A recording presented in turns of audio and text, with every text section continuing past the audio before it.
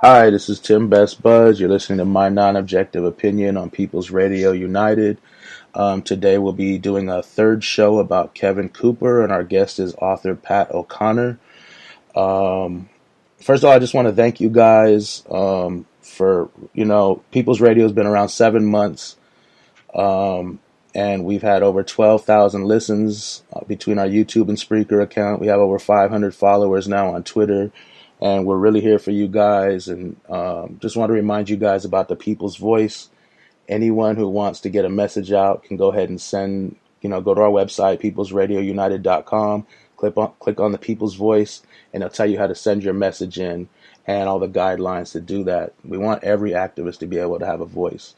So let's get started. As I said, my guest today is Pat O'Connor. He's the editor of Crime Magazine at crimemagazine.com. He's an author, and the book we're talking about today the story we're talking about today. He wrote a book called Scapegoat: The Chino Hills Murders and the Framing of Kevin Cooper. It's won some awards, and it's a really good book, and it has all the details about the Kevin Cooper case. How are you doing today, Pat? Oh, I'm doing great. Thank you, Tim. Well, I think I lost you, Pat. Yeah, I'm with you. There you go. How you doing? I'm doing great, and I thank you, Tim. Oh, no problem. Sometimes Skype just gives us problems.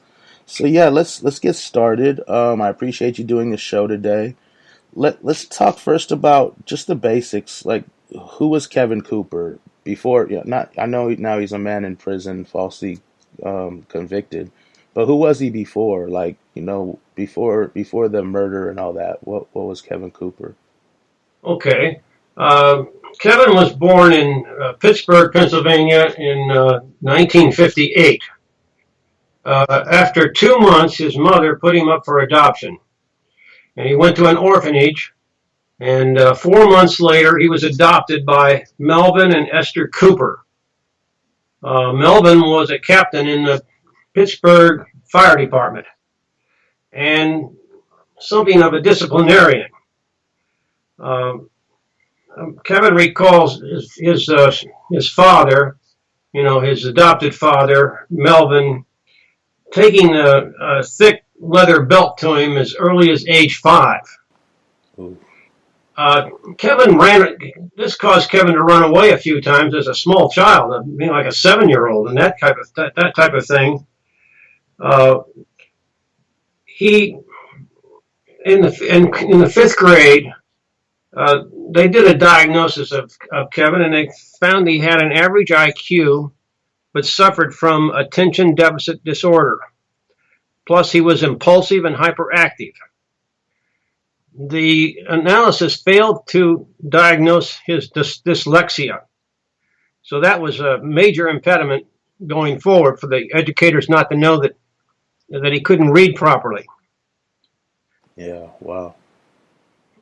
At age 12, he ran away from home. Again, and stole his adopted father's credit cards and that kind of thing. And the next year, they put him in some kind of a juvenile detention after that episode. And the next year, when he was 13, he escaped. This would be he tried to escape from his adopted father. Now, this long pattern that would remain with Kevin for the rest of his time, until he was convicted of this terrible crime. He started his life of escape. He left the juvenile detention facility in a stolen car, and he wrecked it. He was severely injured, multiple fractures, concussions, and a brain injury known as CSF rhino ray. And he had nasal leakage of cerebral fluids, indicating rupture of membranes around his brain. All of his front teeth were knocked out. He spent 27 days in the hospital. And while he was there, the medical report said that he was agitated, combative, and uncooperative. which they diagnosed as symptoms indicating traumatic brain injury of a moderate to marked severity. So Kevin now had this very severe brain injury. He was already learning disabled and dyslexic and that type of thing. And his prospects going forward were pretty dim. He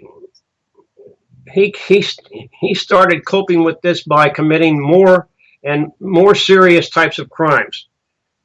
He was charged 2 years later with popping an engine in an attempt, engine out of a car in an attempt to steal the car, and then he resisted arrest. Pretty soon he was serving a 1 to 2 year sentence for first-time offenders for burglaries of a home. He was in a minimum security state prison. He was out on work release when he walked off the detail and escaped again. He was recaptured and he was now sent to a maximum security state prison in Pennsylvania. 11 months later, he was paroled. But he was arrested and convicted twice again for burglary and given added time for parole violations. When he was released in 1982, he was placed on 10 years probation. His last arrest in Pennsylvania for a string of three burglaries was in June of 1982. He was just getting into trouble over and over again. Now, while awaiting trial for these three burglaries, a court-appointed psychiatrist assigned Kevin to go to a state hospital called Mayview State Hospital, a minimum security state institution, where they do a mental, psychological analysis and mental evaluation. At a competency hearing in September to determine whether or not Kevin was competent to stand trial, he was declared mentally incompetent due to his experiencing suicidal auditory delusions. So his stay at so he was allowed to stay at Mayview for treatment, but he didn't stay very long. Mayview is located in an upscale suburb of 35 miles from Pittsburgh. And one night, and this is a place where they really try to work with people and give them breaks. They have all kinds of activities for them. And one activity was bowling. And one night in the bowling alley, Kevin climbed through the window and escaped again. And as before he escaped, he stole the driver's license of a fellow inmate named David Trotman. He then followed some railroad tracks to a housing division in this upscale suburb called St. Clair, and he saw a couple of cars in a driveway. He tried to hotwire them, but he didn't succeed, so he broke into that house and tried to find the car keys. And while he was inside, a 17-year-old girl who was a friend of that family came up, parked her car and came up the front walk and knocked on the door, and Kevin told her the friend she'd come to see was upstairs, but then he pulled her into the house, hit her in the face with a camera that he was in the process of stealing, and then abducted her, forced her back to her car, made her get down on the passenger side floor with her face toward the floor, and he drove her the 35 miles to a secluded park. Now this is 10 o'clock at night, to a secluded park in Pittsburgh, where he then had her get out of the car and left her there with I think she only had on at that time a skirt. He left her there and she went walking out of the park, and called had the first house she went to. They let her call the cops, and she told them that this man had abducted her, kidnapped her, hit her with a camera, that he made her crouch down on the floor, etc., and that he raped her.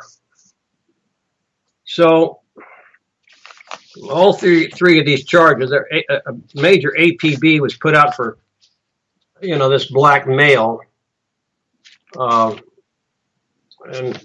all three charges.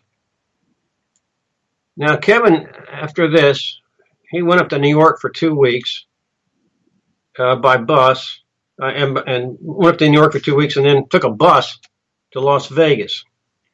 There he met a woman, and he began a relationship with her, and she lived actually in Hollywood, California. She became pregnant, and later in 1983, after the Chino Hills murders were committed, she actually had a son, bore a son. So Kevin is a father. In Hollywood, Kevin briefly worked in telemarketing, and he sold some marijuana on the side. But before long, he reverted to burglary. His conviction for 2 burglaries in Los Angeles landed him at the California Institute for Men in Chino.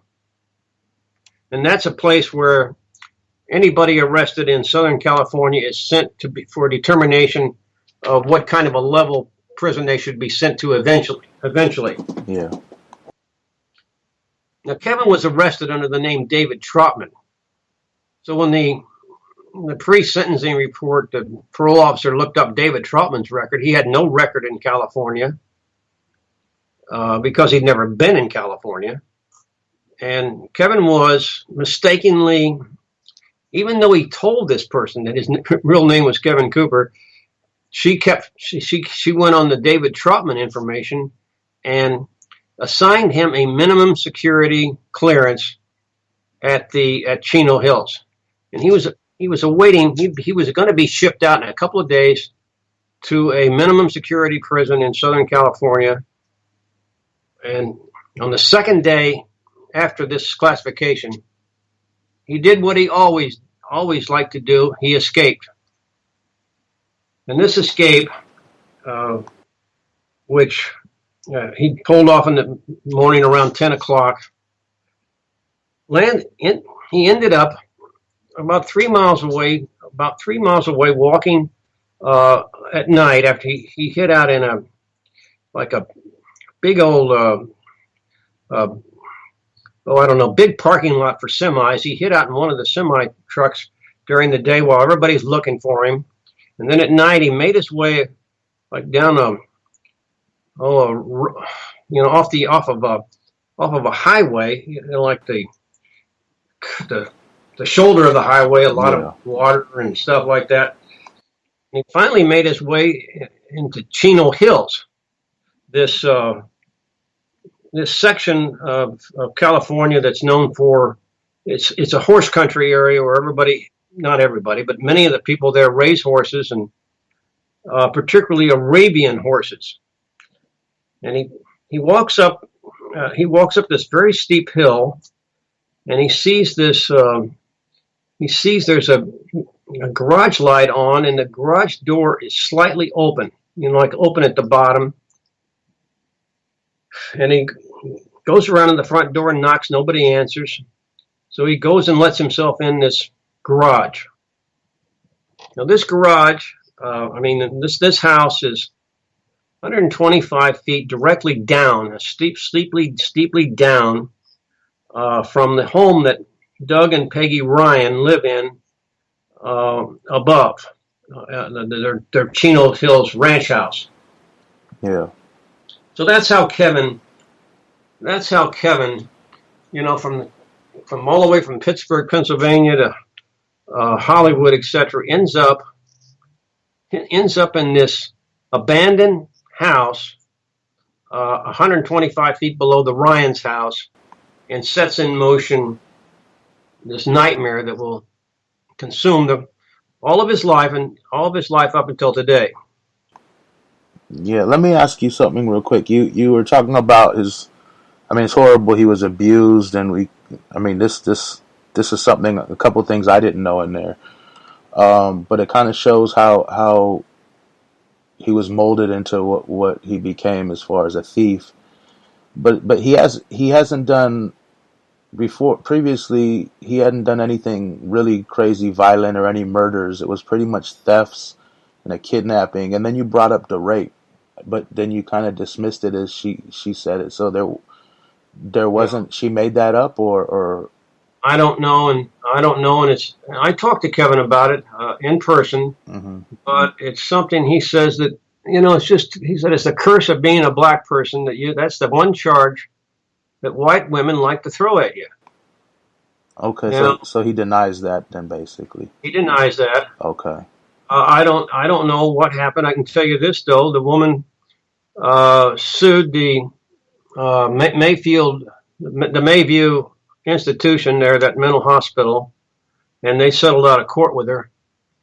But that doesn't mean anything about what Kevin did or did not. He certainly did abduct her and steal her car.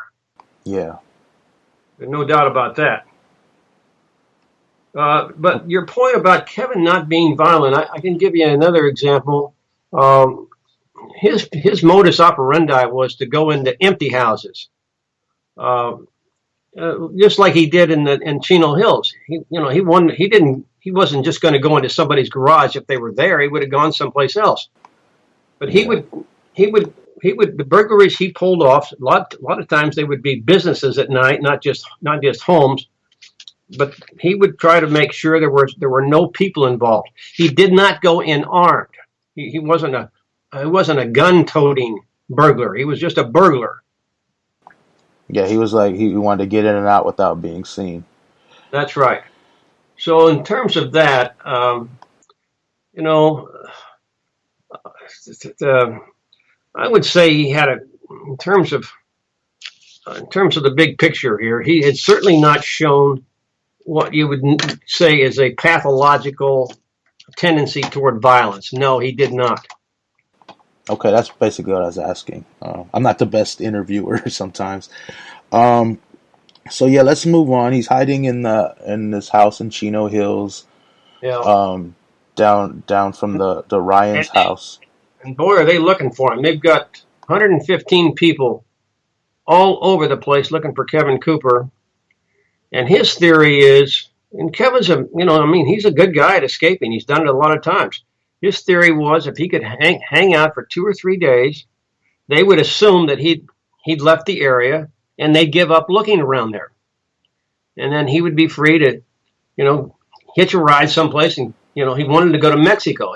He'd be free to just walk away in a few days. But of course, once these, he did his plan now he arrived there on a Friday. Friday night, he slept in this bedroom that actually people did live there from time to time, but they weren't there then. He slept in a furnished bedroom, and then when he woke up, he realized that there weren't any curtains on the windows. He could have been easily seen from outside. So the next night, I guess this was a Thursday. So the Friday night, he sleeps in a closet rather than be exposed. He takes a bunch of blankets into a closet, and so he's just hiding.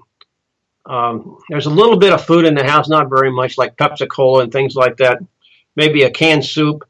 So there's some meat, so he can make himself a sandwich every now and then, and he's doing all right. And then Saturday morning, he decides to take a shower, and he hears a car drive the driveway's right outside of this bathroom. He hears this car drive up, and the people who do live there occasionally, a woman was just coming in the house to pick up a sweater that she'd left there. So she comes into the front door. She doesn't notice anything about anybody being there. Kevin had put everything back, after he'd make a sandwich, he'd put everything back. So she didn't pick up on there was somebody there. But her coming in kind of spooked him. And he decided it would be best if he left that night. So he waited He waited till, well, he made his last call. He had a girlfriend in Pittsburgh that he was trying to get money from, have her wiring money, like at a Western Union office so he could travel. But she said she didn't have any money. So that call terminated about 8:25 or something like that, or 8:30. And it was pitch dark by then. This was a very, very dark area. No street lights, that kind of thing, just dark. And he figures he'll go out the same way he went in. And he puts his, and it's a real bad climb down a steep hill, and it's muddy. And so he puts his prison clothes back on, and he puts his, like, 4 pairs of pants and a couple of shirts and things in another bag that he's going to switch out of. And he makes his way out, shortly after 8:30, and he'd shaved off his beard, that kind of thing, and he put his hair in cornrows to somewhat disguise his appearance from how he looked when he got there. So he finally gets down, he changes clothes, puts the prison clothes in the bag that he takes, another bag that he brought with him, and he walks down to this major intersection in Chino, and he sees a guy come by in like some kind of a convertible car, and he just says to the guy, "Is this the way to Mexico? Is this the right direction?" The guy said, "It is." So Kevin walks out onto the freeway, and he starts thumbing a ride. Kind of like a hippie couple comes by in one of these vans, and he's sitting on what's like a sofa stool, that kind of thing in the middle of the van. And they take him a few hours away, and then they stop. I mean, they're not going any further, and he gets out, and some guy in a K car comes by and takes him all the way to Tijuana. Not Tijuana. What's a town on the American side? I forget right now, but they take him to that town outside of Tijuana, and they drive him off at a Greyhound bus station. And Kevin goes in there and doesn't have any money on him, which is kind of funny because the Ryan house, Mrs. Ryan had $40 in cash in her purse. There was dollar bills and change on the counters of the kitchen, just right out in plain view, that type of thing. And there was Mr. Ryan had a collection of quarters, up on his dresser and a like a coffee mug or something like that. There was quite a bit of money hanging around there. Plus, she had credit cards in her wallet, a lot of credit cards. But anyway, all that stuff was left. So when Kevin's at the bus station, he's broke, and he sleeps on a bench inside the bus station. And the next morning, he doesn't know if you need a passport to get into Mexico or what. And he asks a couple of people, and they say, "No, you don't need a passport. You just walk down there to the immigration gate and present yourself." And he had made up he had the David Trotman driver's license. So but before he did that, he was walking in this town. I wish I could think of it, this American town, and a woman comes by him on the sidewalk, and he grabs her. She's carrying a purse with her. He grabs her purse away from her, and she has like $5 or $6 in there, but she has, for some reason, $105 in quarters in some rolls inside of her purse. So now he's got like $110, $11. Yeah. So he goes and has breakfast at Woolworths and buys a few things like a baseball cap and deodorant, a toothbrush, the basic stuff. Then presents himself to the immigration people down at the border, and they wave him through. And about 3:00 that day, this would be Sunday. The Ryans were killed at midnight on Saturday. So around 3:00 on Sunday, he checks into this little flea bag hotel or motel in Tijuana called the Inya Inn, and he pays the daily rate, $6. He pays it in quarters. And the clerk remembers all this. She writes down, all this is in the logbook. And he's sitting in a bar that night he calls his girlfriend back in Pennsylvania again, in Pittsburgh, and she says, "You're wanted for a murder in some crazy named town in California." She couldn't remember the name, Chino Hills. And Kevin thought, well, that's weird. So he decides he better not stay in Tijuana much longer, and he catches a bus the next day to Ensenada, which is about 80 miles south of Tijuana. And then in a bar in Ensenada that night, he sees that, in fact, here's a mugshot of him from Pittsburgh, that he's a fugitive from Pittsburgh. Here's his mugshot, and that he's wanted for questioning in connection with the Chino Hills murders. So, pretty soon, go right ahead. I was going to say, had he never been in the Ryan's house, or had he? He'd never been in the Ryan's house. Okay. You can't even see the Ryan's house from where he was. You can see it's just a 2-story house, and it's you could see if you looked up from where he was, you could see the roof of the house, or maybe the tops of these the house had a lot of windows, maybe the very high parts of the windows, but you certainly couldn't see anybody in the house. Yeah.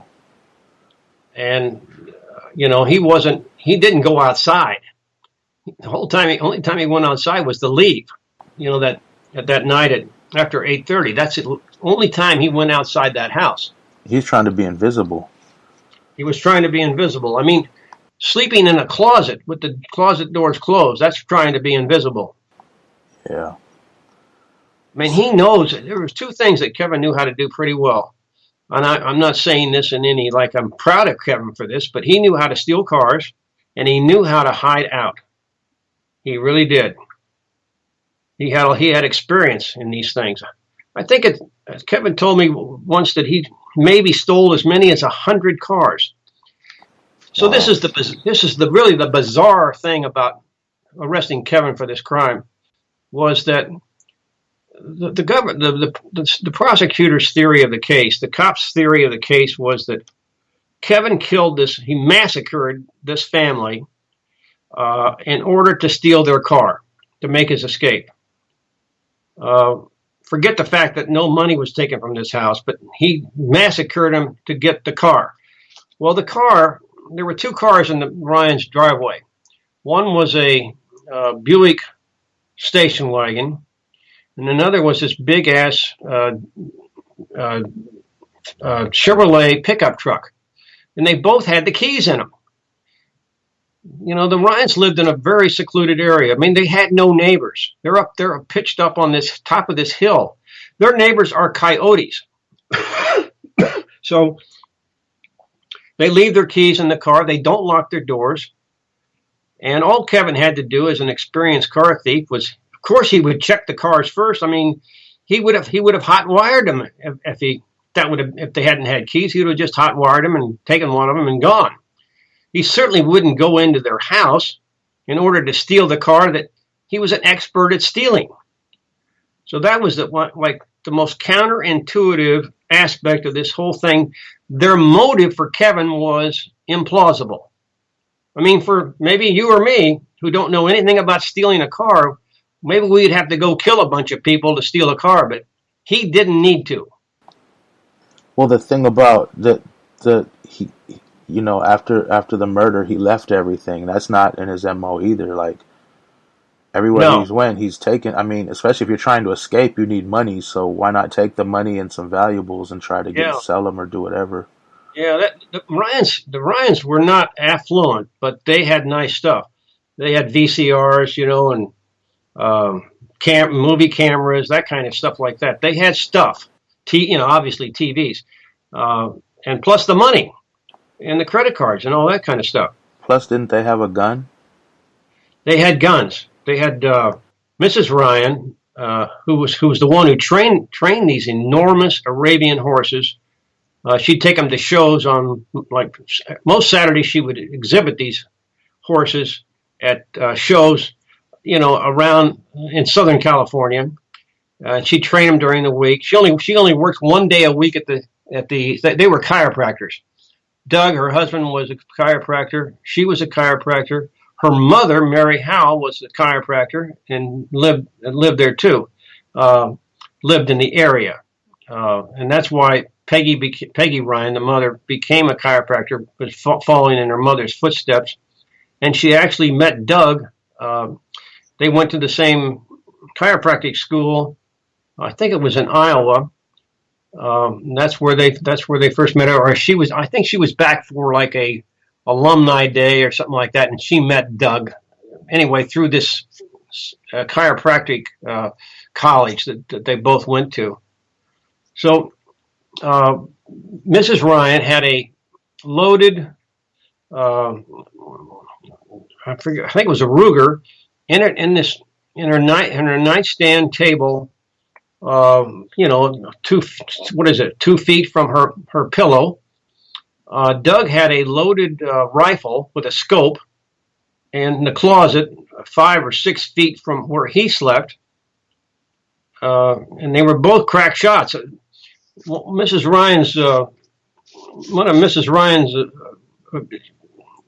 Ryan's sister, I went to see her, and she lives in Florida. And she recounted a time when she was out visiting Peggy at the house, and they walked into the master bedroom, and they saw a snake hanging from one of the rafters in this bedroom. And Peggy went over to the closet and got Doug's rifle out, and in one shot, killed this snake. It took 10 seconds, and that was all there was to it. Nobody panicked, nobody screamed. She just shot it. So here's a very competent 41-year-old, strong, 5'8" tall woman who can lift bales of hay and throw them into the back of a pickup truck. Can hitch the trailer that carries the Arabian horses to these shows. She can hitch the trailer to the truck by herself. Here's this very fit, strong woman with a gun 2 feet away and never got to use it. And then there's Doug, who's 6'2", almost 190 pounds, a former MP in the Marines. He's not one of these guys who goes around acting tough, but he's tough. So the idea that Kevin Cooper, who was 150 pounds at most, he's tall. Kevin's like 6'1" or so, but he's thin. The idea that one person, and I don't care who it is, could go in there and, at 12 o'clock at night, when these people have been in bed for just 35, 40 minutes, so they're not zonked out totally, and do what they did to them. That one person could do what they did to them it's another one of these impossible scenarios that makes this case fall apart. These people, these poor Ryans, when I say massacred, there was over 140 wounds meted out to the 4 victims. This is Mrs. Ryan and Mr. Ryan. Their daughter Jessica, who was 10 years old, and to the house guest, they had a house guest that night named Chris Hughes, who was, I think he was 11, and Josh was 8, almost 9. Josh was just about to turn 9. Anyway, there were, 40 fractures administered to these people, 2 amputations. So the idea that one person, we know from the crime scene, the arterial blood above on the walls above the bed, that Doug Ryan at one point was on his feet, out of the bed, and on his wife's side of the bed when he was stabbed in the neck, and this arterial blood splashed up onto the wall on Peggy's side of the bed. Nonetheless, his dead body was found on his side of the bed, kneeling on the floor with, on his side of the bed, even though he'd been on her side of the bed. So he was mobile. This 6'2" guy was mobile. And then, so here's what I'm picturing. Somebody's an intruder would deal with Doug first. He's got to be taken out of the picture. Well, while you're dealing with Doug, who's mobile, going from one side of the bed to the other, his wife's got a gun, a loaded Luger, I guess it was a Luger. I'm not very big on guns. Anyway, this loaded gun right 2 feet from her, she would have shot this guy to death. So, anyway, all four of these people have numerous, and I mean, God, multiple defensive wounds to their hands and arms where they were fighting off this attacker. The little girl, Jessica, she had a large clump of light brown or blonde hair in her hand where she'd pulled it out of the head of one of these attackers. And at one point during the night, during that siege, the little girl actually made it outside. And we know another thing from the blood, from the crime scene blood, from what the medical examiner said, that at some point the mother was embracing or holding her daughter, who was still alive, because of the blood smear. She could see Jessica's blood smears on the mother's breast and lap. So these two are still alive at the same time. So if you can picture, here's the little girl. She's gotten away, but yet they bring her back in. The mother's still alive when they bring her back in. So here's another chance for the mother to get the gun out of the drawer. So it's just insane that that one person. And then the other thing that puts a big lie to this is that these attackers used, I think, four separate weapons. They used a hatchet, they used a long knife, they used an ice pick, and they used a shorter type of a knife. The medical examiner said he thought it had to be 2 knives because the kind of knife wounds that he was seeing couldn't be administered by just this one long knife. It would take a smaller knife, because they were stabbing these people all the way through. These weren't just little pricks. They were stabbing them. So he said that it had to be 2 knives. But when the head prosecutor in this case, when the medical examiner mentioned this at a preliminary hearing, the prosecutor asked for a timeout, and he took him aside and he probably explained to him that, hold the phone here. If there's 4 weapons, then we really don't have a case against Kevin Cooper, because nobody uses 4 weapons. We're trying to sell the idea that he used 3. So I've always pictured this killer, this one type of killer. He's got where has he got the ice pick? I don't know. Has he got it in his teeth? He's got the hatchet in one hand. He's got the knife in another. Where in the hell is the ice pick? And where is the second knife? What is this? Just like Conan the Barbarian, just pulling stuff out of, some kind of a kung fu deal. But that was the case they had. So they had to make it best they could. So one of the best things they could do was take the 4 weapons down to 3, and then the medical examiner crumbled under that. He gets paid by the county. He crumbled and said, okay, just 1 knife could have done it all. Wow. So, Josh Ryan, he had his throat slit, but he lived, correct? He did. He had his throat cut from ear to ear. He had a hatchet wound to his head, very serious hatchet wound, and his collarbone was broken. He was left for dead and should have died, but somehow during the night he was able to. First, he was able to hold the bleeding for a while by pressing against the head wound and the neck wound, I should say. He's pressing that, and then he goes into shock. And when you go into shock, you stop bleeding. So about 12:30 that day, 12:30 the next. Now this is now Sunday morning. The father of Chris Hughes, the house guest, they're gonna.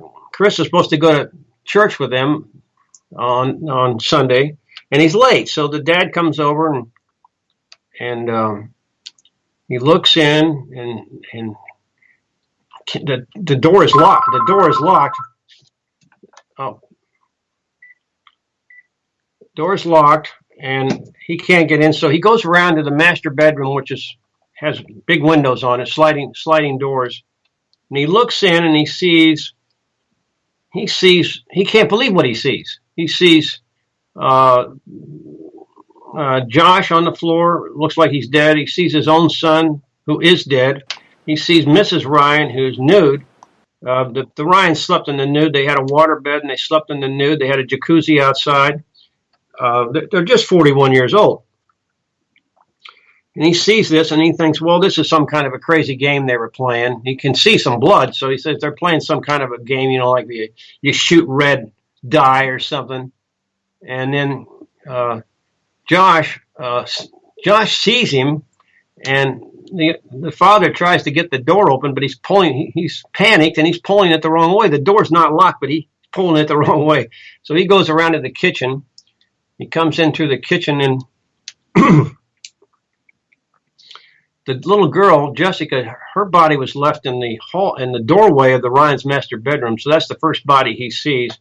And he feels her, and there's rigor mortis, so he knows she's dead, and she's so brutally. She took more wounds than all the other people there. This little girl took the most wounds. Wow. And she must have put up a hell of a fight to get that hair out of the person's head. So he now knows this is no game that he's walking in on, and he goes over to his own son, checks him, and he sees he's dead.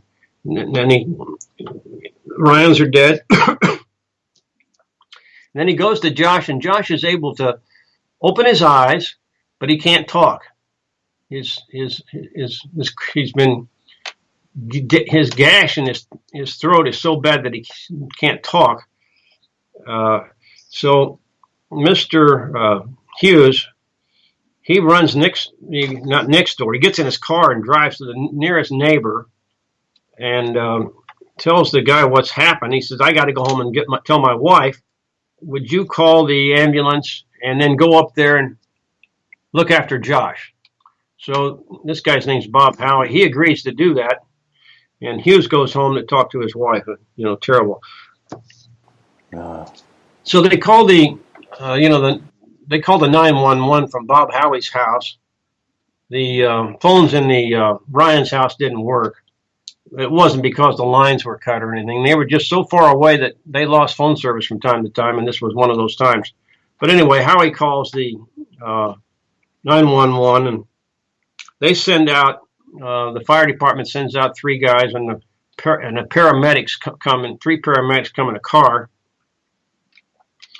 And they open up a telephone line to Loma Linda Hospital, University Hospital, which is like 20 miles away, and it's the biggest hospital. It's a very modern hospital in Loma Linda. And they tell him that when the paramedics describe Josh's situation to him, they tell him what to do, and they tell him to put on some shock pants. And this will make the blood, all of his blood's gone down. It's gone down into his legs, and the shock pants will make the blood go back up toward the heart. So this probably saved his life right there. And they told him to start an intravenous fluids and that kind of thing. And then pretty soon a helicopter shows up, and they airlift Josh. To Loma Linda University Hospital. Now he gets in there. He's searched. 2 different surgeons go to work on him immediately. One for the gash to his throat, and the other for this massive head wound in the back of his head. It's kind of hard to picture 2 surgeons at once, but they're working away. And then when they they just do this preliminary stuff, to get the bleeding to stop, that type of thing. They bring in a social worker, and they don't know who he is. So the first thing they ask him is how old he is, and he can't talk, but he holds up 8 fingers. And then they ask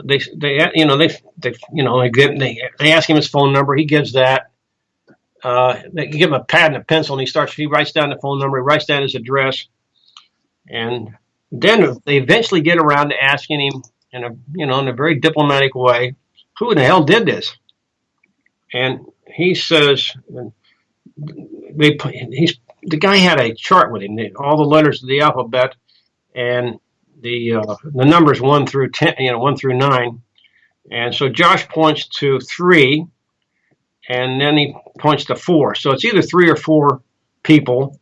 And the guy interviewing him is a Hawaiian. He looks Hispanic, or some people might even take him for black.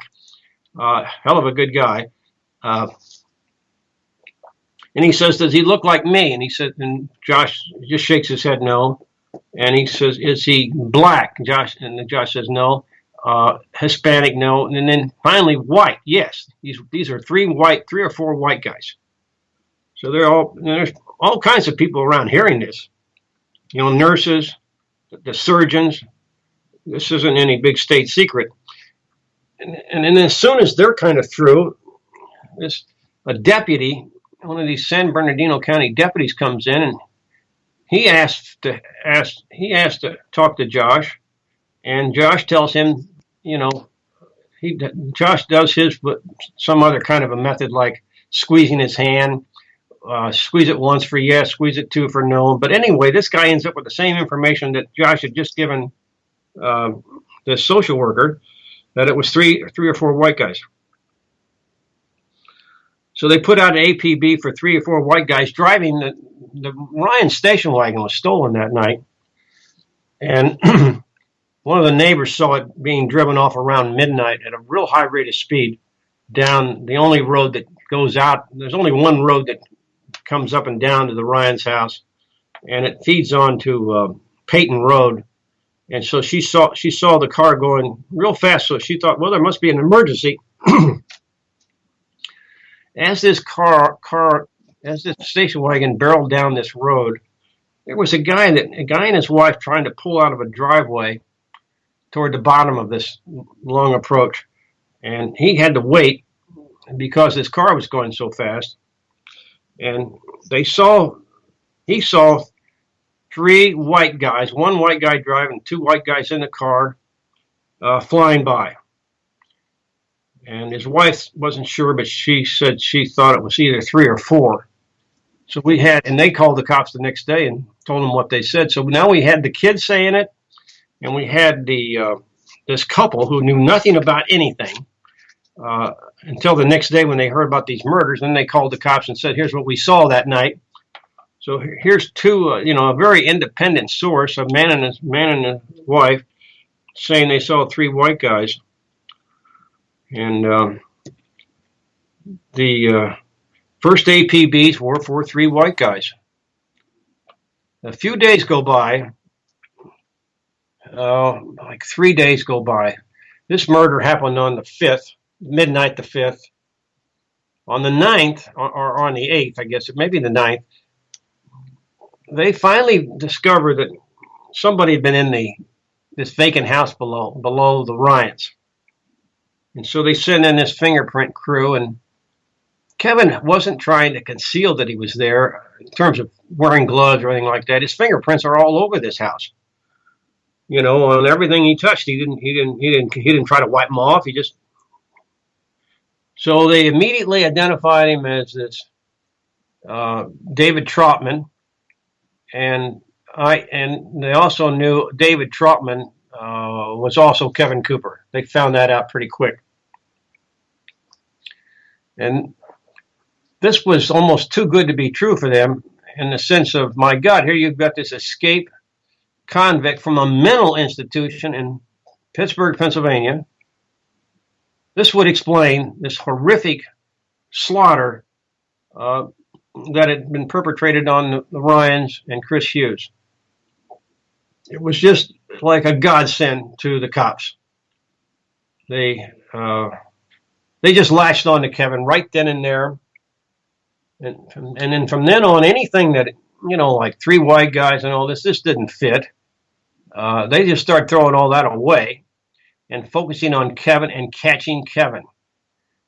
So they launched the largest manhunt in California history for Kevin Cooper, who, given enough time, would catch himself. He got a job down in Ensenada working on a guy that kind of like ran a marijuana boat between Mexico and Northern California, and I mean way Northern California. He would get the marijuana in Mexico and then go up through the Gulf of Mexico, Pacific Ocean, and drop it off at this little town. I forget the name of. And so Kevin signed on. Kevin thought, this is good. I get out of Ensenada, and he does this for like 5 weeks. He's on this boat, and the guy has guns on the boat and that kind of thing, and they trust Kevin. They leave Kevin with they have a small child, like a 3 or 4 year old child. They trust Kevin enough to go shopping and leave the kid with Kevin and that kind of thing. So Kevin's made a nice impression on these people.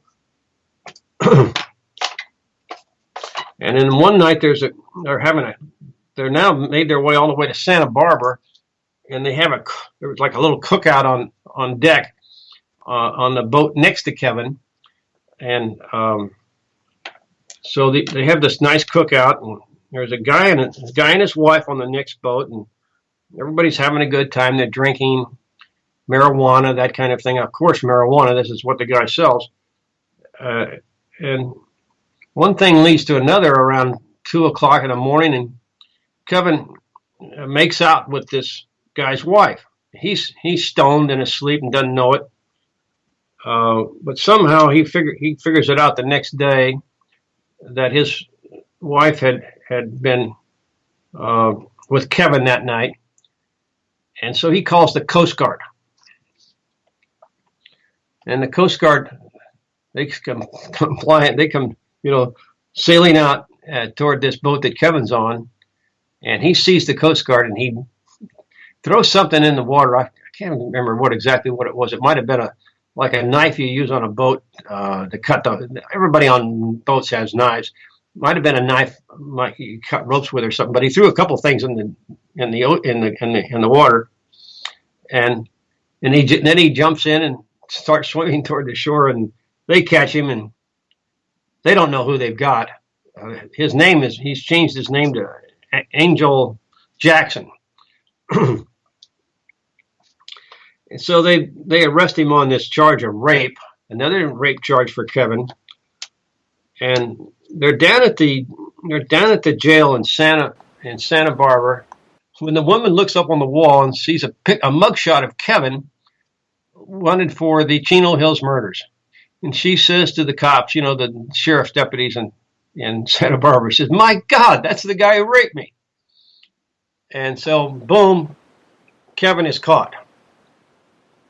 And San Bernardino people drive down, pick him up, and they bring him back in chains to the jail in Ontario, California, which is the county, the county seat for San Bernardino County. Yeah. And there's 300 or 400 people waiting for him to come back in chains, and all yelling. Not all of them yelling, but the odd thing was that even though it was like 9:30 or 10 o'clock at night, families showed up. Little kids were there to see this axe murderer brought to justice. So Kevin's pretty well, everybody's assuming they've got the right guy, and so Kevin's now incarcerated again, and there'll be no further escapes. Wow. So, with all that evidence, with the 3 or 4 white people, how did they get past that as far as like the Josh Ryan testimony and the other neighbors, and also Lee Furrow. Didn't his girlfriend call? Yeah, Can you talk yeah, about how they got past those? Well, yeah. It's kind of yeah. It was hard for him to get past it. I'll take these one at a time. They got past the Josh problem by they put a cop on Josh like full time at the hospital. Josh was in the Loma Linda hospital for 11 days, and this cop just lived with him. A guy named Hector Ocampo, and he started trying to get Josh away from saying three white guys, or Josh eventually started saying three Mexicans. That earlier that day, that afternoon before the Ryans were killed, three Mexicans showed up in a truck, and Mr. Ryan didn't care much for Mexicans, and he didn't like Vietnamese either. We found that out. But anyway, he was kind of abrupt and rude with them, and shoot him off. And so Josh got to thinking, well, maybe the three guys I saw, they came back to, in retaliation for his dad being so damn rude. So he went from three white guys to three Mexicans, but it's still three. So this Ocampo started working with Josh, and the psychiatrist was working with Josh too. And every time Josh talked to the psychiatrist, he'd say, "They did this, they that, and I ran from them. They tried to grab me." Stuff like this. He kept saying plural. But this Ocampo, he's sitting in the meeting, and he's not writing down anything about plural. He's trying to get the kid to say it was a black person. And so eventually he gets the kid to say he doesn't know what he saw. He just saw kind of a puff of hair. Kevin's mugshot, he had a afro from Pittsburgh, but he hadn't had an afro in many. He was his hair was in cornrows. mm-hmm. At the time of this, at this time. Anyway, this guy sold him on. He didn't see anybody. He just saw like a puff of hair. Okay, and that's what he finally got Josh to say, and that's what Josh said on tape. Josh was too young, or at the trial they thought it would be too traumatic for Josh, who was now about 11 years old now, to come in there and try to testify in this adult courtroom. So they just took a tape statement from him where he made this claim about seeing only a puff of hair. Okay. So they bent him around. Now, as I said, once they found Kevin's fingerprints in that abandoned house, they locked in on him. The very next day, this would be June the 10th. Now remember, this all happened on June the 5th, so this is very fresh. A woman who lives in Mintrone, about 35 miles away from Chino Hills, she calls the Yucaipa substation. This San Bernardino is, it's bigger than a number of states in the United States. It's the biggest county. It's the biggest county in the United States. It's just, I think there's 12 substations. It's so large. 350, 400 deputies. It's a huge force. Anyway, she calls this substation, and she says, "I think I have some evidence connected to the Chino Hills murders. My boyfriend left some bloody coveralls in my closet the night of the murders, and they have Arabian horsehair on them." So this deputy comes out, a guy named Eckley. He comes out and he's impressed. He calls his supervisor, and he drives over, and they lay these coveralls out on the hood of the sheriff's car, and they say, "Yeah, it sure does look like blood, and there's sweat on them, and there's horsehair and that kind of thing." And so they bag him, and this woman's name's Diane Roper. She's 27 years old at the time. She says, "I really I got more to tell you. I've got more to tell you, but I want to tell it to a homicide detective, not to just a regular, deputy sheriff. like a corporal or, a private, that kind of thing. She wanted to speak to a homicide detective, and so Eckley goes back and he writes a report to the head guy, a guy named Detective Bill Arthur. He's based in Ontario. And Arthur doesn't respond, so Eckley calls him up on the phone. Arthur won't take the call.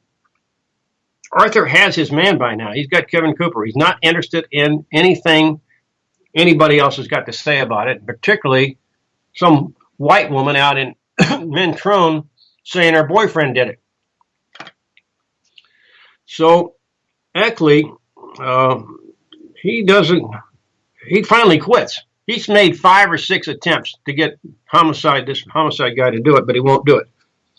So he just stores them. And then 6 months later, as the case against Kevin Cooper was heading to its first preliminary hearing, the day of the preliminary hearing, to be like in November of 1983, Eckley goes to the property room, takes the coveralls, and throws them into a Dempsey dumpster that are hauled away and destroyed. Wow. And he will perjure himself and say that he did this on his own. But they'll find a internal piece of paper in the sheriff's office where his direct supervisor had ordered him to do that on the day of the preliminary hearing. So anyway, these are gone. 11 months go by since Diane Roper turned in those coveralls, and she hears on a news report that the boy Josh had originally said the assailants were 3 white guys. So when she hears that, she calls up a detective, a guy named Stolniker, at the substation in Yucaipa, and she said, I want an appointment with you. I want to talk to you about the evidence I turned in and what's happening to it.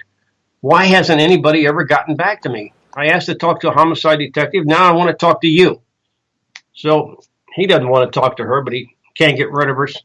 She comes down, and she said, first off, what's going on with the coveralls? And Stolniker says, oh, I'm sorry to tell you that those were thrown away 5 months ago. What do you mean thrown away?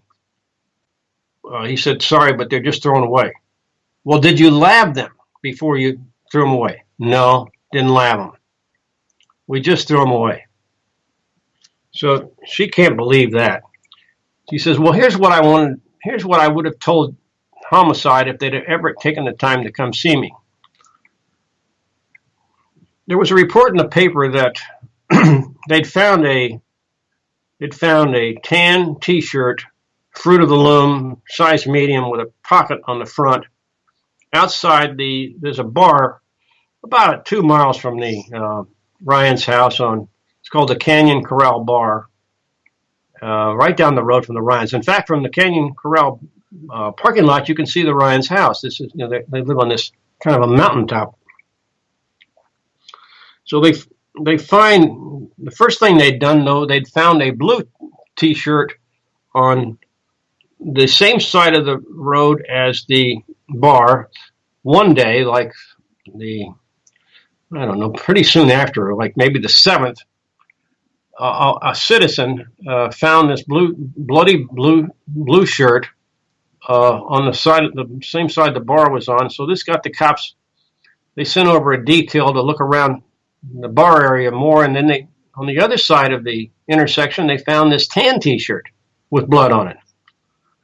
And this tan T-shirt was, as I said, it's Fruit of the Loom, size medium with a pocket. So when Diane Roper heard that report, that's what she wanted to tell the cops, that not too long ago she'd gone to Kmart and bought Lee Furrow, her boyfriend, a size medium tan Fruit of the Loom T-shirt with a pocket on front, that he was wearing the last time she saw him. And also, when she heard that a hatchet had been used in these murders, she went to his out beyond the back porch of the house. He kept his tool belt. She looked at the tool belt, and all of his tools were there except his Eastwig hatchet. It was gone, and it had an orange. You remembered it had an orange handle. Well, they found and Diane Roper didn't know this. She didn't know that they'd actually found a Eastwig hatchet with an orange handle, but they had, like that Sunday, the day the bodies were discovered, somebody driving up their road saw this hatchet like lying on the side of just off the road in some grass, and it had blood on it and hair. So it was just like she said, an Eastwig hatchet with an orange handle. So here she had the coveralls. She had the shirt, the T-shirt is unbelievable, and then the orange, the hatchet. So she's got all this stuff, and then plus the fact that her boyfriend Lee Furrow had in 1974. Now these murders happened in 1983, but in 1974 he had at the behest of on the orders of this gang leader named Clarence Ray Allen, he'd strangled to death a 17-year-old girl who was a kind of a witness to one of Allen's crimes, and so he ordered Furrow to kill the girl, or Clarence Allen would kill Furrow. So Furrow, after that threat, he strangles this poor girl to death, and then this is kind of interesting. He chops her body up into body parts, takes them to a canal that connects to a river, and dumps the parts in. The body parts are never found.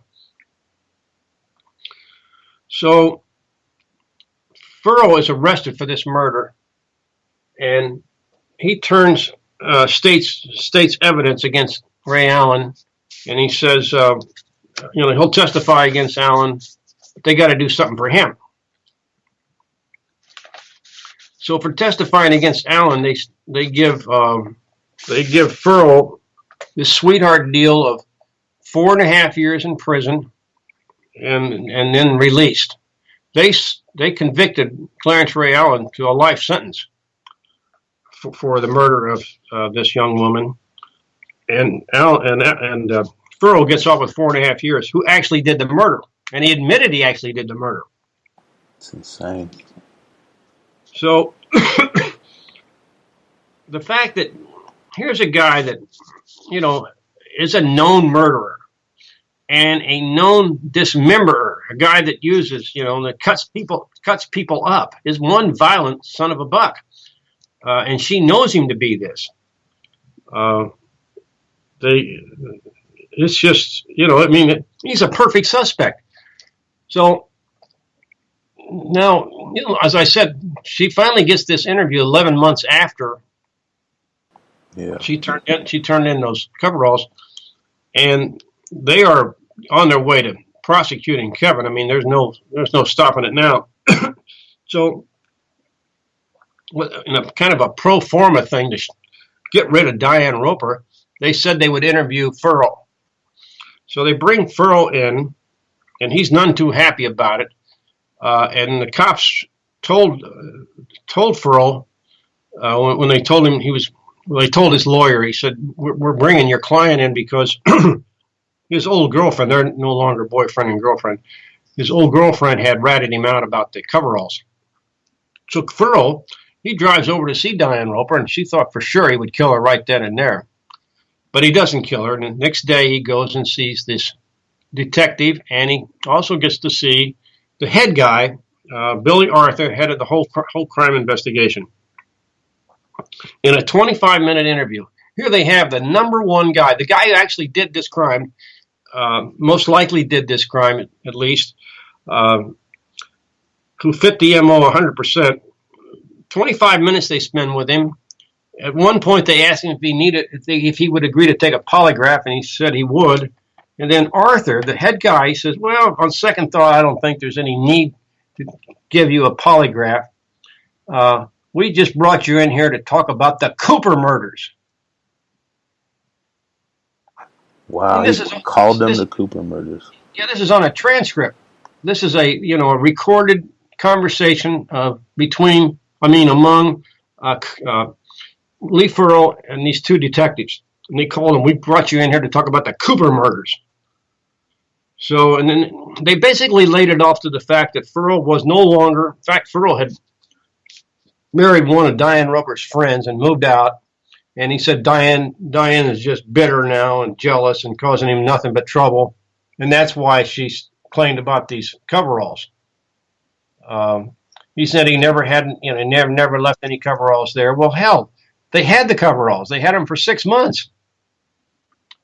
That type of thing. So they let him go. It was a joke. And then the best that Roper could do from then on was to call up Kevin Cooper's public defender, a guy named David Negus, and try to tell him what she knew about the coveralls and the hatchet and the T-shirt. Now, Negus knew about the T-shirt. That was a big part of it. That was an evidence. That would be a big thing of evidence at the trial. But he thought she was a nut, and he turned her over. He said, I don't want to talk to you. Talk to my investigator. And the investigator went to see her, and he said she was a nut job. So that was it. So that's how Diane Roper went away. And I explained how they got to Josh. Yeah. So here's the problem. Here's the big problem that the San Bernardino County Sheriff's Department had in this case.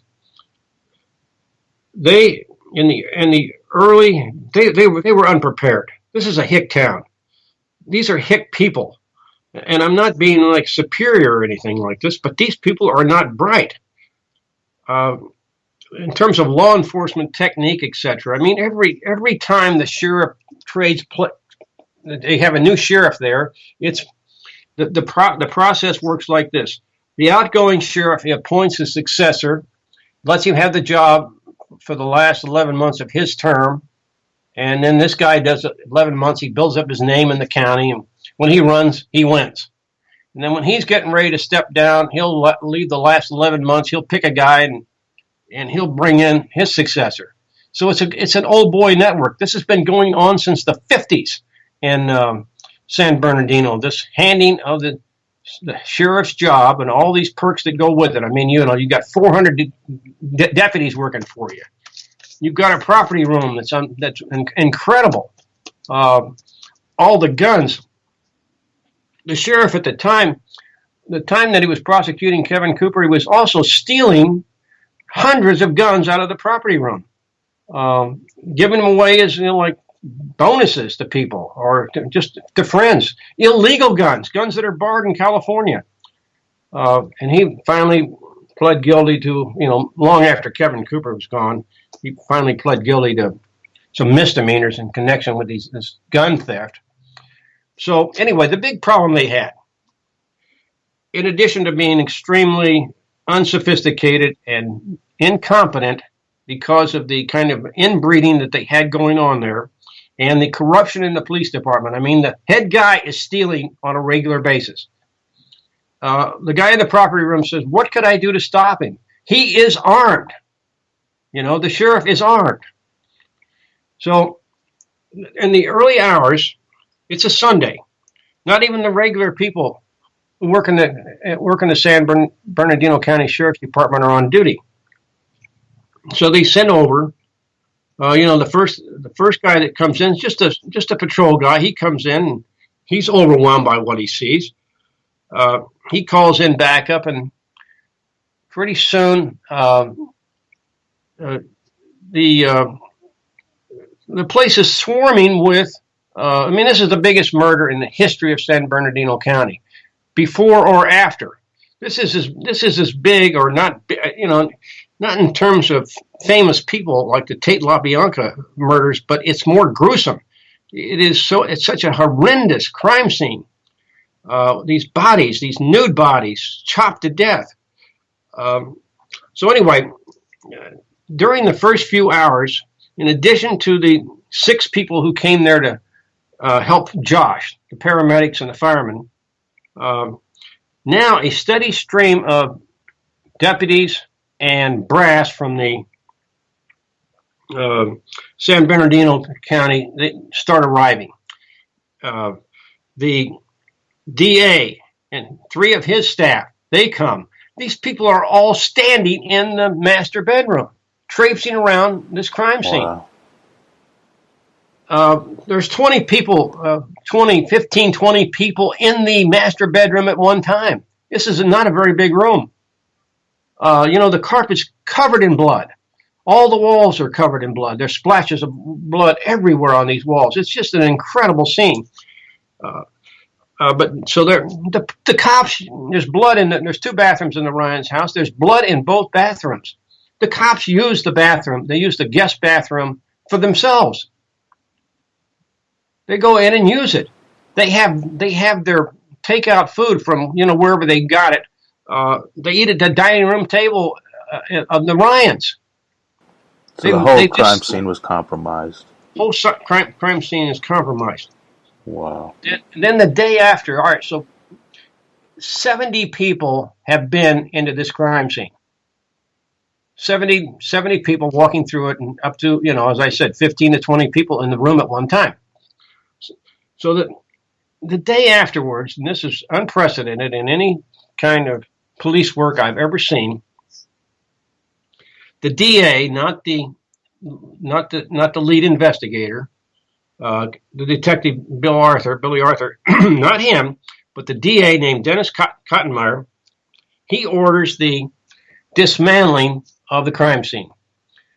He orders the walls these walls that are covered in blood, dismantled down to the studs, taken out and put on the grass in the front yard, the carpet ripped up, taken out, the doors taken off their hinges, all the furnishings, and this room was very crowded with furnishings. There was like a typewriter in there and, desk and file cabinets and all this crap. Blood's on all this stuff. He has all this stuff taken outside and put in the front yard. And then eventually he ships it all to a warehouse where the air conditioning malfunctions. The warehouse, the inside temperature is 120 degrees, so all the constituents of the blood on all these items degenerates, disintegrates.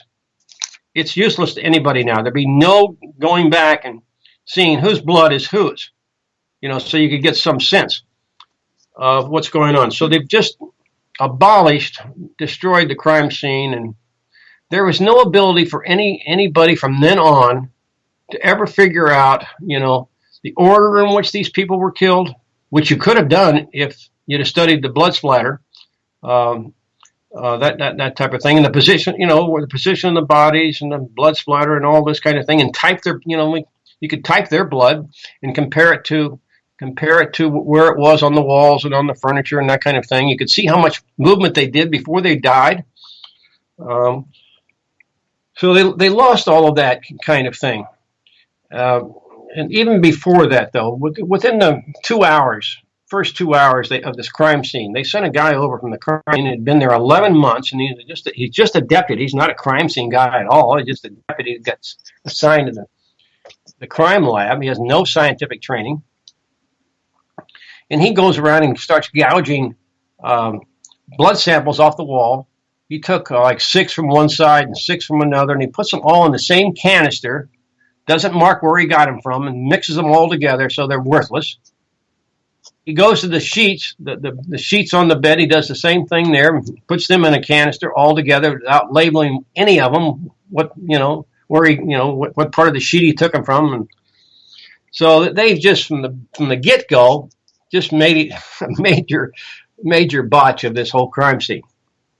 So from the beginning, you believe it was incompetence, and then later on it became deliberate destruction of evidence and suppressing of testimony. Cover our ass kind of thing is what it became. We fouled this up. so bad that the only way we can do this is pin it on Kevin Cooper. Because we sure can't pin it on anybody else. We've destroyed all the evidence. They really hadn't. I mean, they could have pinned it on Furrow easily. They could have pinned it on Furrow the very day they said that Kevin Cooper was their man. They could have said Lee Furrow was our man. But they didn't want Furrow. Why do you think it is that because realistically there's still murderers walking free, really psychopathic murderers, and Kevin Cooper's unjustly in jail. Like, does somebody benefit from this, or is it all just to cover them up, or to protect their jobs, or what do you think is the reasoning for that? Well, I think once they botched the crime scene, that's the road. Now, I'm not here's, like Dennis Cottonmire, the DA, he truly believes Kevin's guilty. And his assistant DA, that guy named John Coaches, he does too. Like this Hector Ocampo, this cop, these guys were convinced Kevin did it.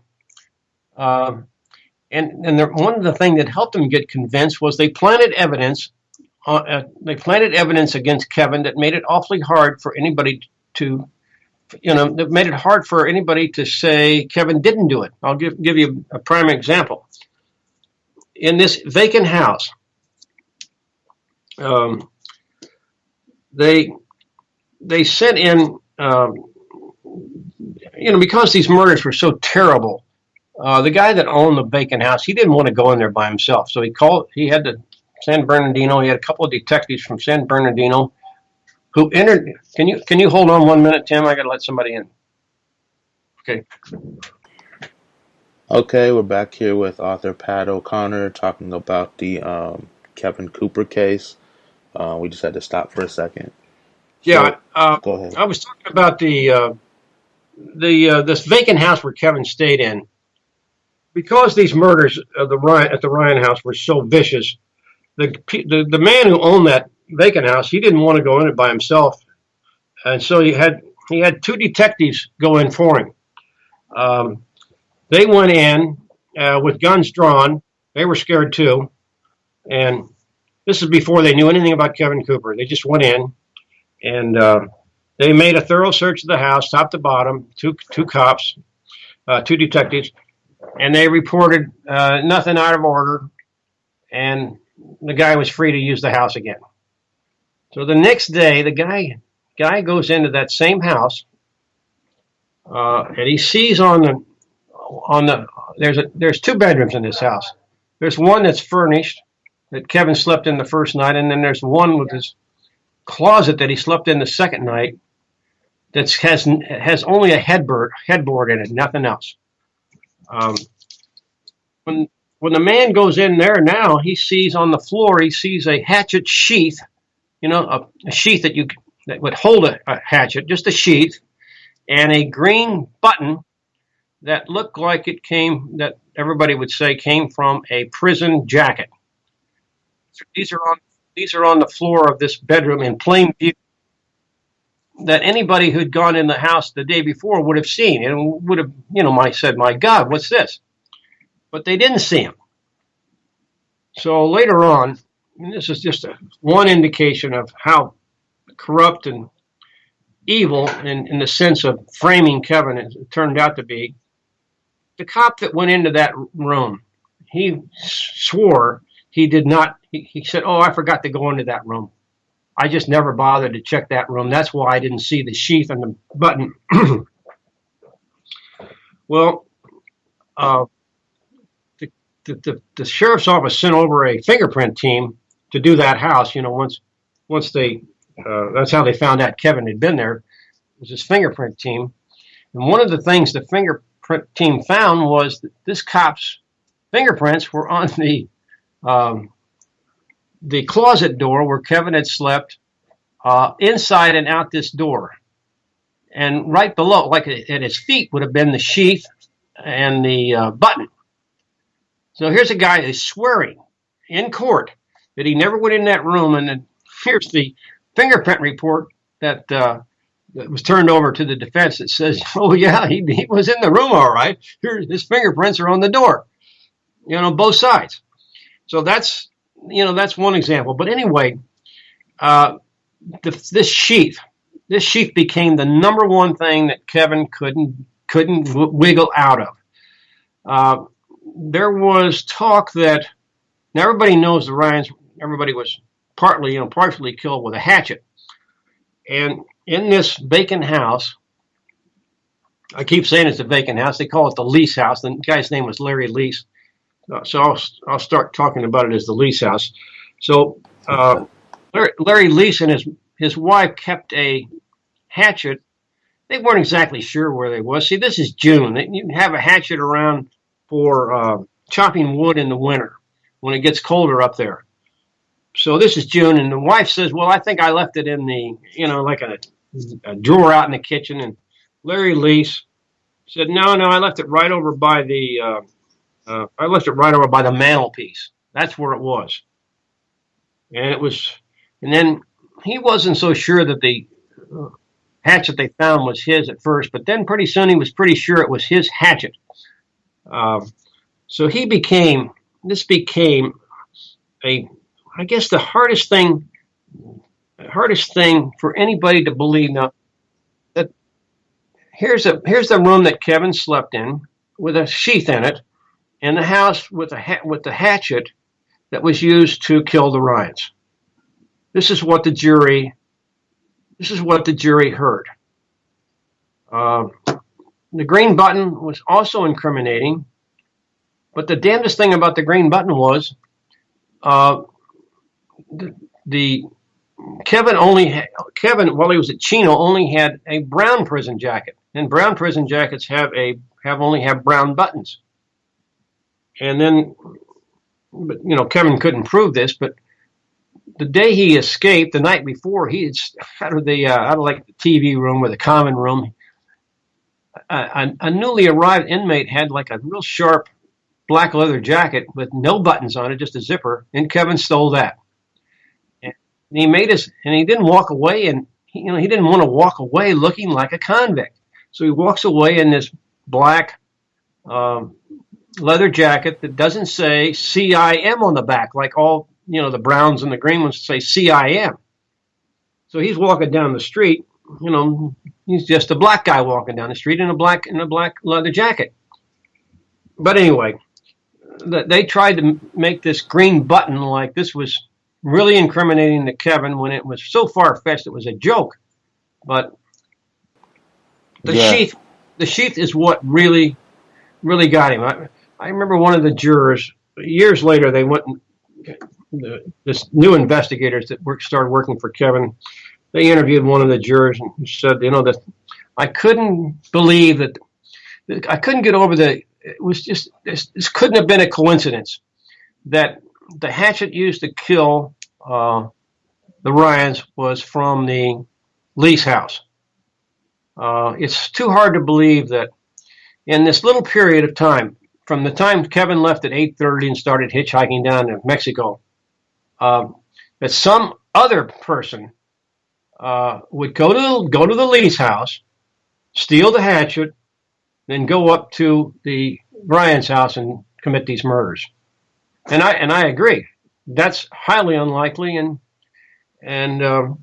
when the judge sentenced Kevin to life to death, when the jury sentenced him to death and the judge agreed with that, he said that coincidence, he just couldn't get over it. He had no doubt in his mind that Kevin was the murderer because of that hatchet coming from the Lease house. So that was one of the things, and then they planted other stuff on Kevin they inculpated him. They just, instead of using all this information they had to exclude him from the deal, they started making up things to bring him into it, to tie him to it so he couldn't get out of it.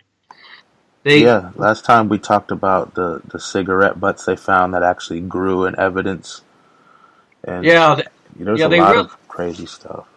A lot of bad stuff. They found some. They wanted to tie Kevin to this to some tobacco. They wanted to prove that Kevin had stolen that station wagon, so they had to put some stuff. Well, they found the station wagon. this was the most sought after station wagon in California history, but they finally found it like a week later, at least a week later, down in, what the hell was it? Oh, Long Beach, California, 45 miles, the other direction, north of San Bernardino. Kevin goes south to get to Mexico. Well, this station wagon goes north to Long Beach, and it's left in a church parking lot, Catholic church parking lot.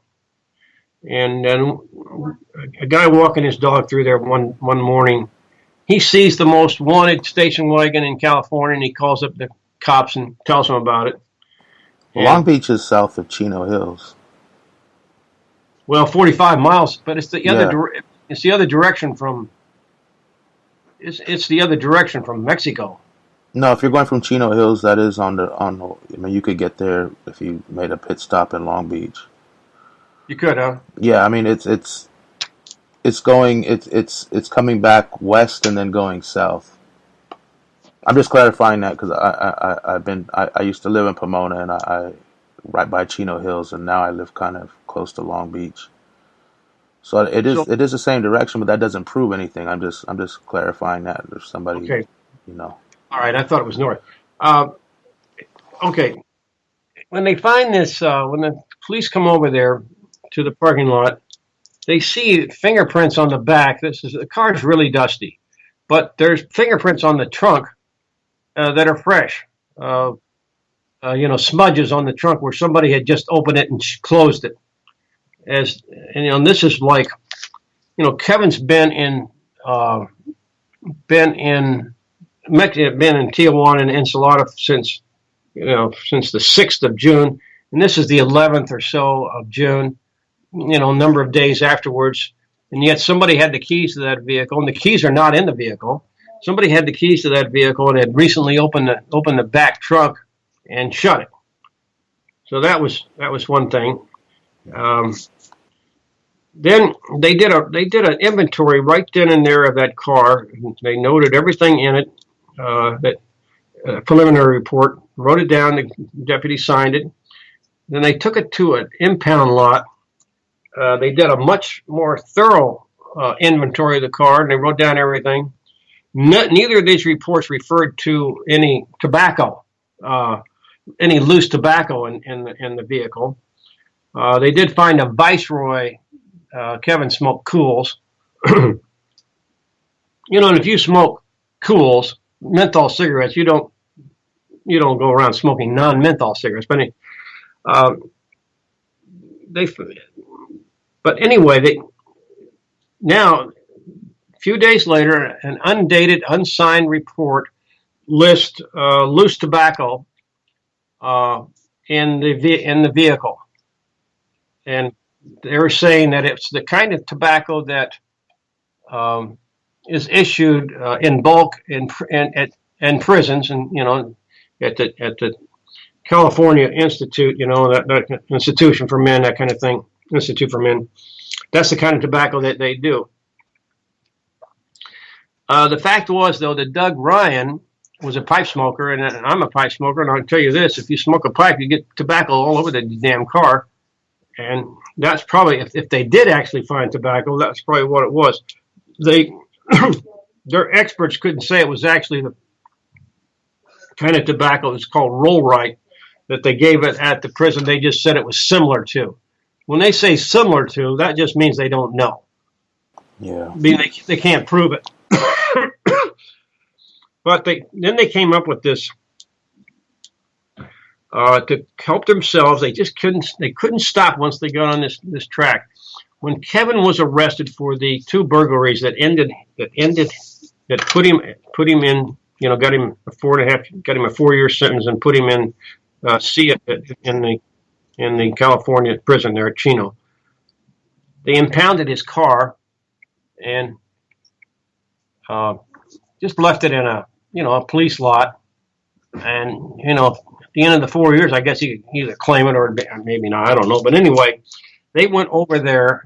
I think they went over there and removed from his ashtray some butts that had this.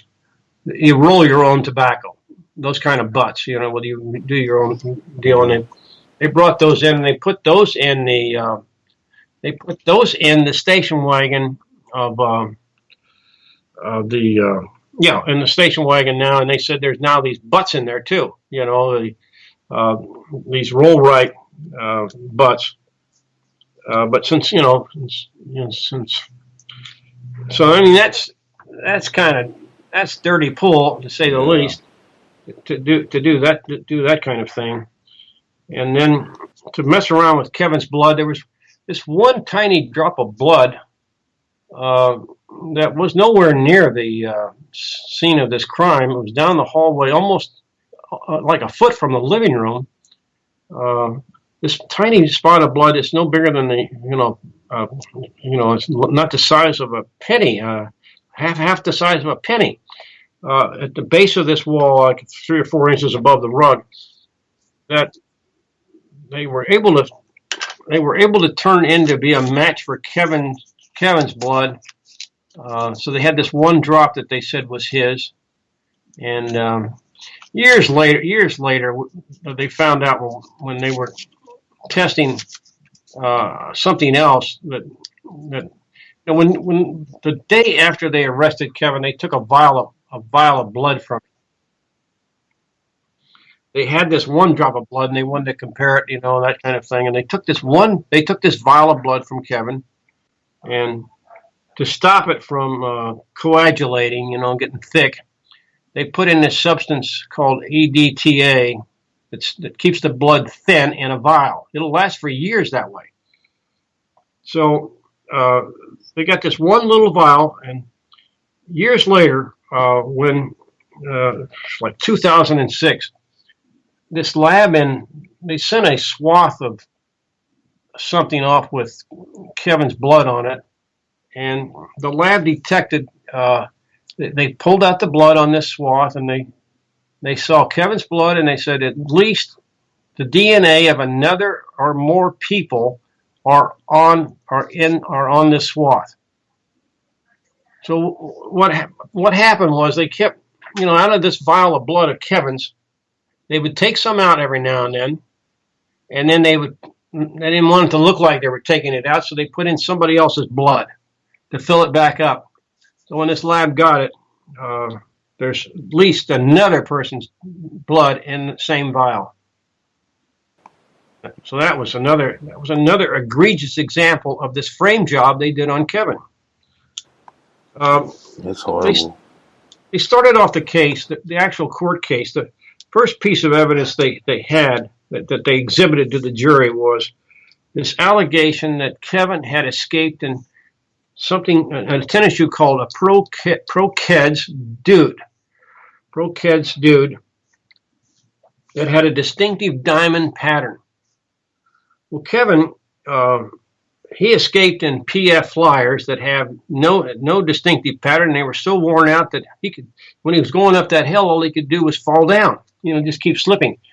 But anyway, they alleged that these Pro-Ked dudes they're made by this company called Stride Right, and they were only available to institutions, i.e. prisons.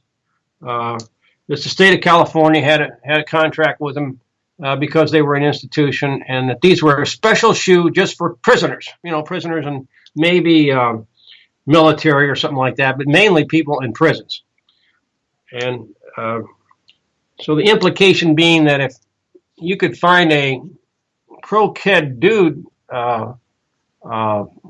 pattern in the Ryan's house, then you'd have your man. How many? There was only one prisoner escaped, and only one guy lived down in that lease house, so that would be it. So they start the case off by having this Stride Right guy come on and say, we only make these for institutions.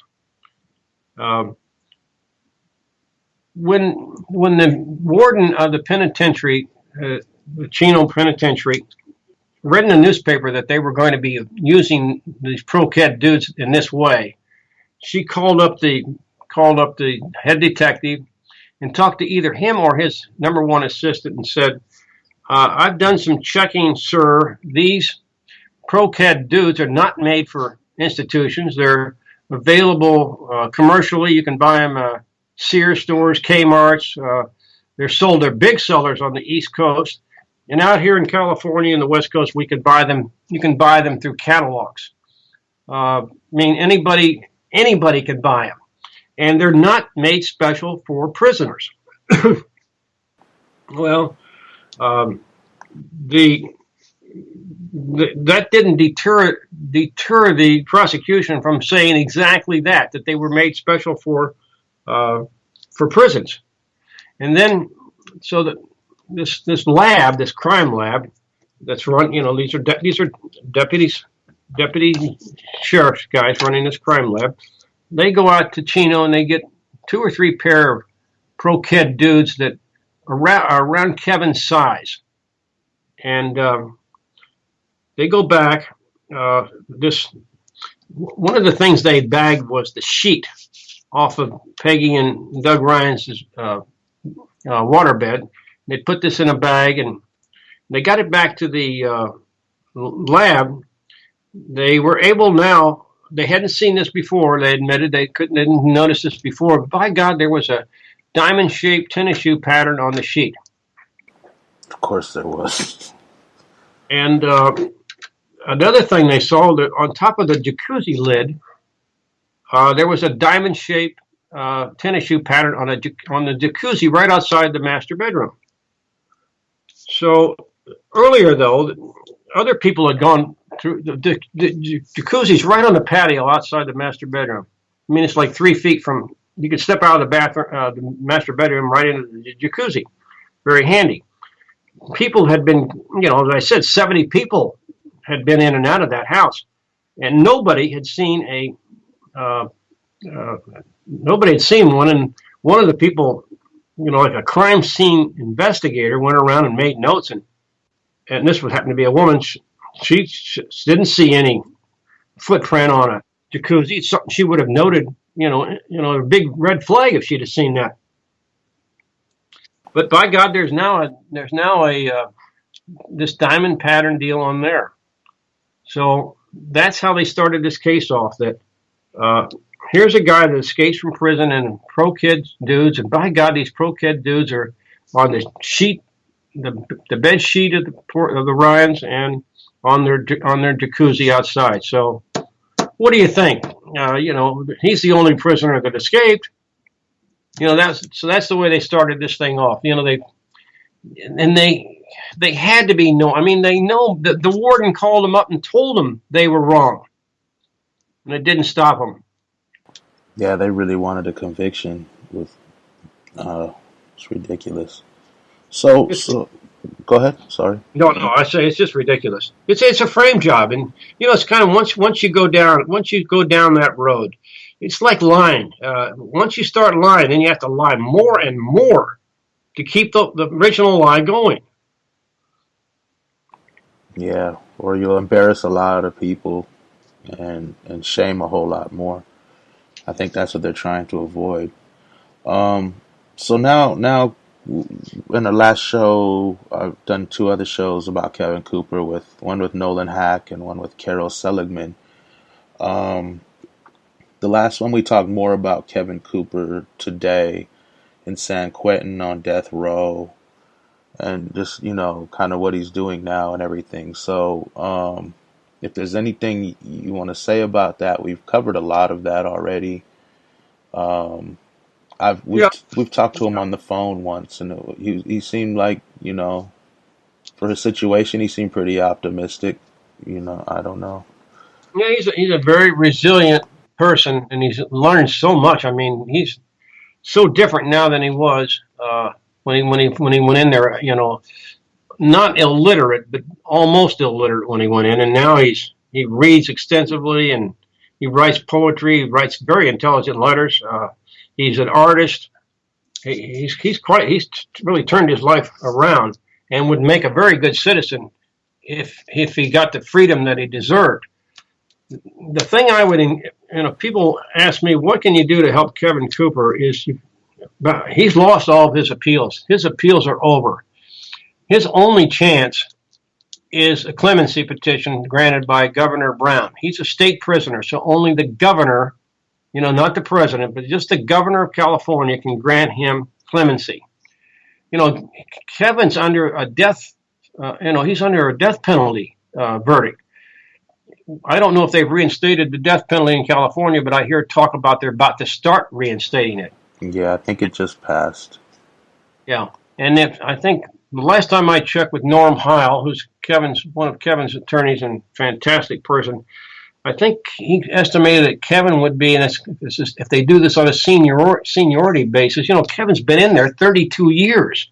He's 59 years old now. He would be like in the top first 5 to be executed if they have permission to do it. So I would encourage people who care about Kevin and care about justice to write to Governor Brown and say, my God, of all the cases that deserve clemency, there's so many loose ends here. There's so much that went wrong against Kevin. He was framed. This is the most unfair thing the state could do, and the governor could undo this. And it's time he does it now. It's time he does it. It's long enough, 32 years. Yeah, and weren't there 5 judges that said that they believed him to be innocent too? No, I think there's about 11. Oh, 11. Okay, I was way off. One of them wrote, and this is a federal district judge. I mean, a federal appellate court judge named William Fletcher. He wrote a 103-page dissent showing how the state had framed Kevin Cooper. Wow. So yeah, I mean, there's a site now, savekevincooper.org, and we bring that up every time we're on here trying to get people to go. I believe there's a petition on there. I'm not sure, but if there's not, you can always write Governor Brown. Any other sites or links you think people should go to, or you want to talk about your book or anything like that before we wrap this up? No, that Kevin's site is the central site. Kevin Cooper, savekevincooper.org. That's a great site.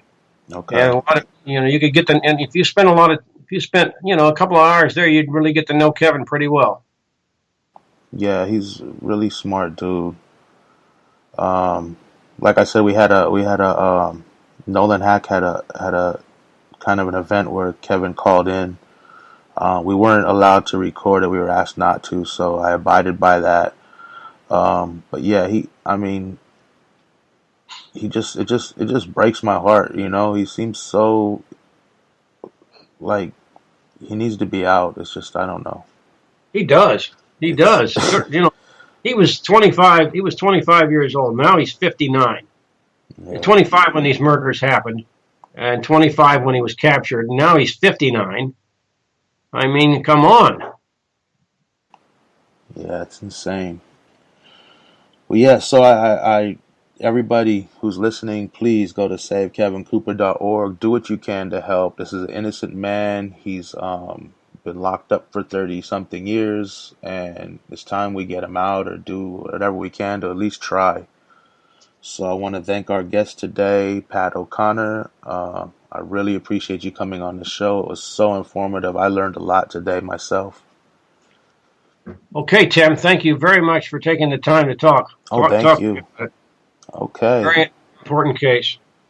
All right. Thanks again. All right, you too.